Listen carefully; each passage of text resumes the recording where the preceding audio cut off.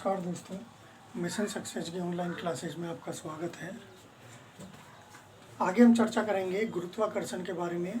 देखिए, जैसा कि हमने अपनी लास्ट क्लास में गुरुत्वाकर्षण के बारे में पढ़ा था, उससे आगे की जो चर्चा होगी उसे हम आज की क्लास में करेंगे।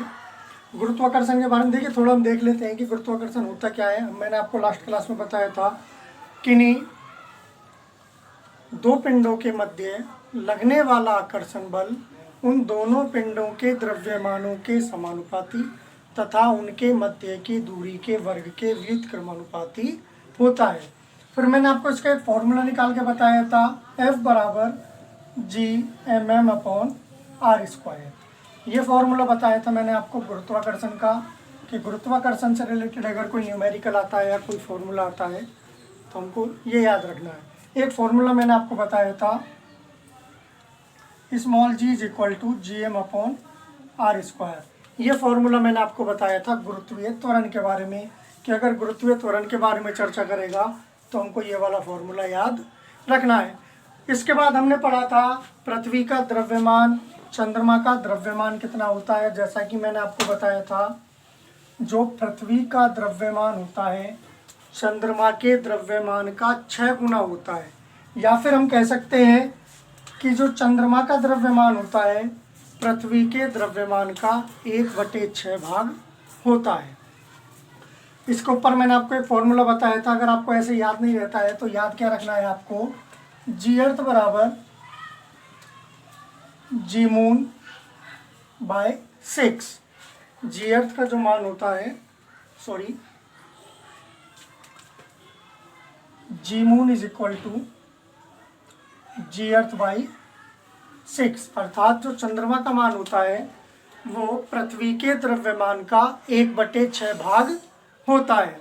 अब इससे आगे की क्लास के लिए मैंने आपको कल बताया था कि हम आगे की क्लास में इनके भार और द्रव्यमान के संबंध के मध्य में चर्चा करेंगे कि भार और द्रव्यमान में क्या संबंध होता है। तो देखिए, भार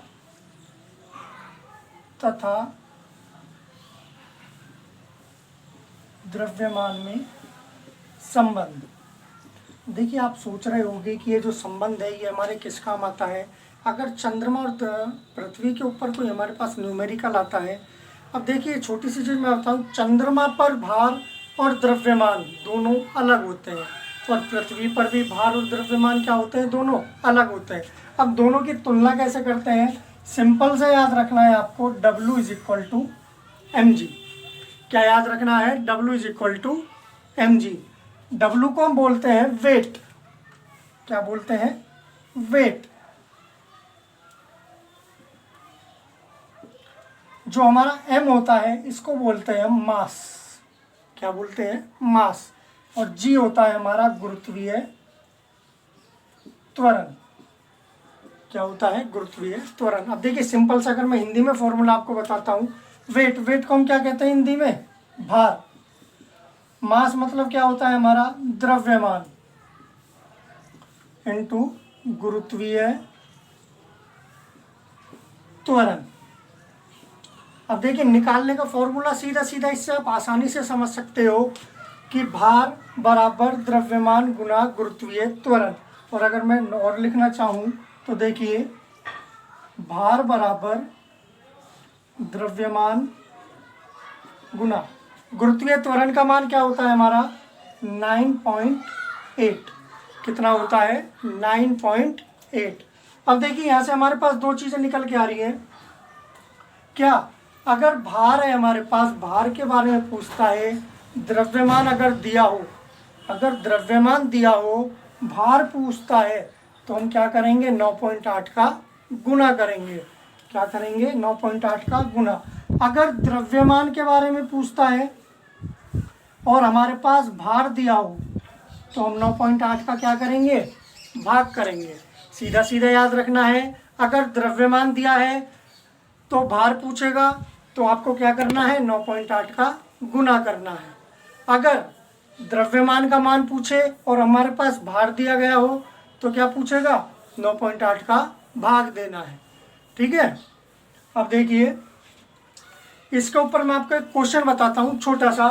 जिससे आपको ये बहुत ही आसानी से समझ में आएगा। ये मैं लिख देता हूं, क्वेश्चन के बारे में मैं चर्चा करता हूं। देखिए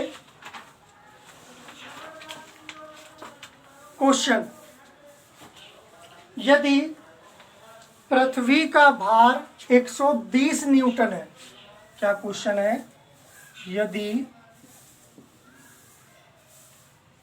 पृथ्वी का भार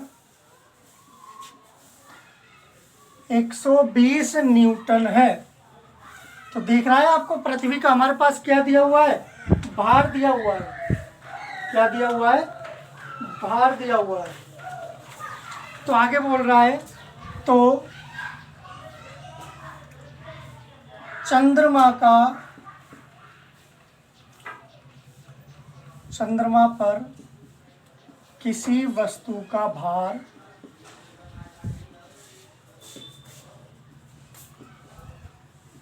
कितना होगा। अब देखिए यहां पर भी भार है हमारे पास और यहां पर भी क्या है, भार। अब दोनों ही तरफ हमारे पास भार है, अर्थात मैं कह सकता हूं वेट। तो दोनों में कोई भी चेंज करने की आवश्यकता नहीं होगी। जैसा हमारा फॉर्मूला है, क्या फॉर्मूला है हमारा, g moon is equal to g earth by 6, ये हमारा फॉर्मूला है। अब देखिए पृथ्वी का भार कितना दे रखा है हमको, 120 न्यूटन। कितना दिया हुआ है, 120। तो देखिए जी अर्थ, तो क्या हो जाएगा, जी अर्थ हमारा 120 अपॉन 6, किसका मान आएगा, ये जी मून का। और 6 का अगर 120 में भाग देते हैं तो कितना आता है, 20 न्यूटन। तो चंद्रमा पर किसी वस्तु का भार कितना हो जाएगा, 20 न्यूटन। अब देखिए सेम क्वेश्चन, क्या है, सेम क्वेश्चन है, लेकिन मैं यहाँ पर क्या चेंज करता हूँ, भार की जगह मैं आपको एक छोटा सा चेंज करता हूँ, द्रव्यमान। क्या चेंज करता हूँ, द्रव्यमान। अब देखिए दोनों में कितना डिफरेंस है। भार के बारे में हमारे को दिया हुआ है, लेकिन पूछ क्या रहा है हमसे, द्रव्यमान पूछ रहा है। क्या पूछ रहा है, द्रव्यमान। या तो आप देखिए ऐसा कर सकते हो कि जो पृथ्वी का भार हमारे पास है कितना है, 120 न्यूटन। आप इसको पहले द्रव्यमान में चेंज कर सकते हो। किस में चेंज कर सकते हो, द्रव्यमान में। या फिर भार को पहले भार में ही चेंज कर देते हैं हम, क्या आ जाएगा, चंद्रमा पर भार। और भार आने के बाद हम उसको किस में चेंज कर देंगे, द्रव्यमान में चेंज कर देंगे। जैसा आप करना चाहो कर सकते हो। देखिए कैसे, पृथ्वी का भार कितना है हमारे पास, 120 न्यूटन। कितना है, 120 न्यूटन। मैं इसको पहले भार में ही चेंज कर लेता हूँ, तो क्या हो जाएगा, 120/6, कितना आ गया, 20 न्यूटन। कितना आ गया, 20 न्यूटन। लेकिन ये आया क्या है हमारे पास, भार आया है।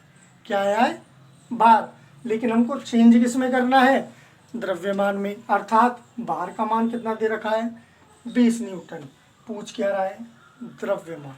क्या पूछ रहा है, द्रव्यमान। तो द्रव्यमान का मान निकालने के लिए हम क्या करेंगे, इसमें अभी जब मैंने आपको ये फॉर्मूला बताया है, फॉर्मूले के हिसाब से देखिए क्या निकाल सकते हैं हम इसका मान।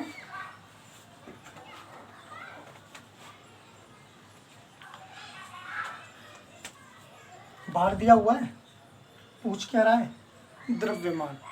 क्या पूछ रहा है, द्रव्यमान। तो 20 में हम किसका भाग दे देंगे, 9.8।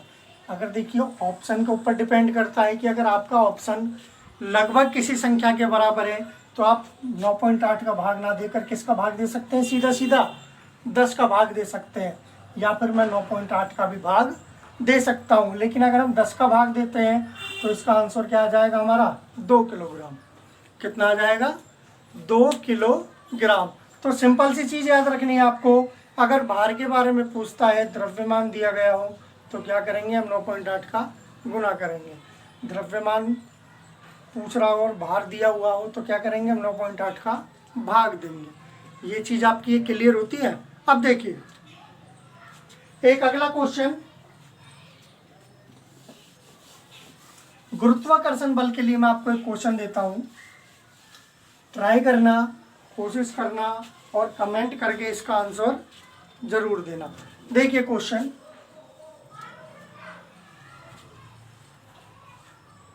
यदि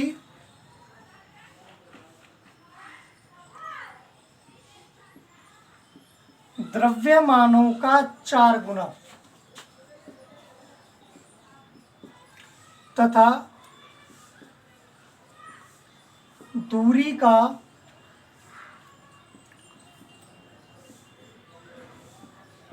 आधा कर दिया जाए तो गुरुत्वाकर्षण बल पर क्या प्रभाव पड़ेगा?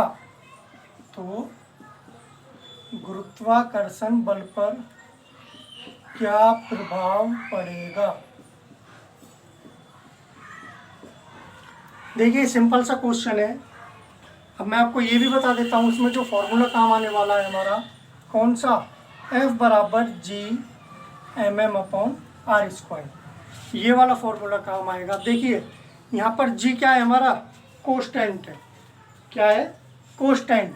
अब मैंने आपको लास्ट क्लास में बताया था जी का मान क्या होता है, 6.67 इंटू 10⁻⁻11 न्यूटन मीटर स्क्वायर प्रति किलोग्राम स्क्वायर।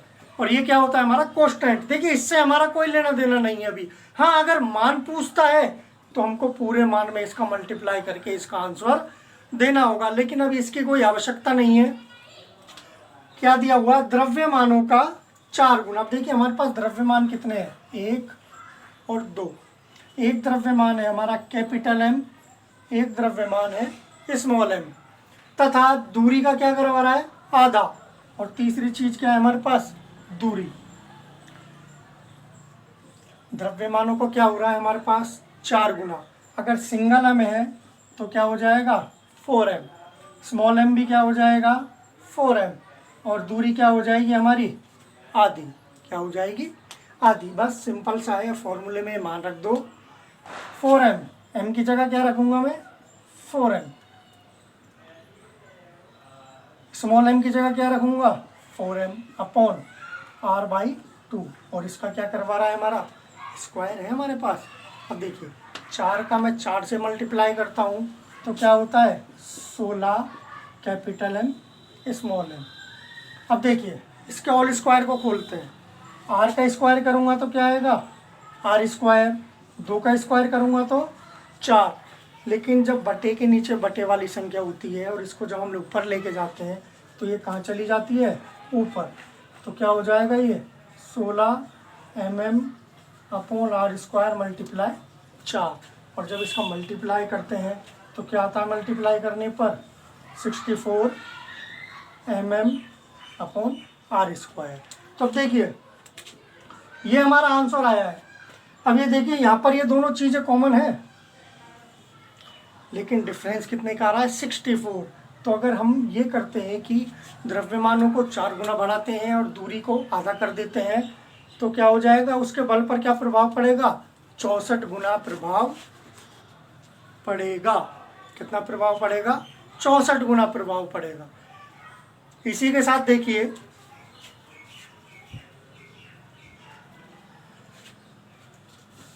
अगले क्वेश्चन की अगर हम बात करते हैं,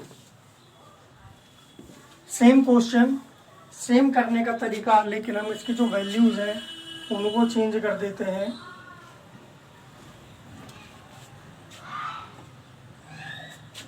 और वैल्यू चेंज करते हैं हम, यदि द्रव्यमानों का 3 गुना तथा दूरी का 1/3 कर दिया जाए तो गुरुत्वाकर्षण बल पर क्या प्रभाव पड़ेगा। तो देखिए सिंपल सा वही करने का तरीका, द्रव्यमानों को कितना बढ़वा रहा है, 3 गुना। अगर कैपिटल होगा तो वो भी कितना बढ़ेगा, 3 गुना। और स्मॉल वाला भी कितना बढ़ेगा हमारा, 3 गुना बढ़ेगा।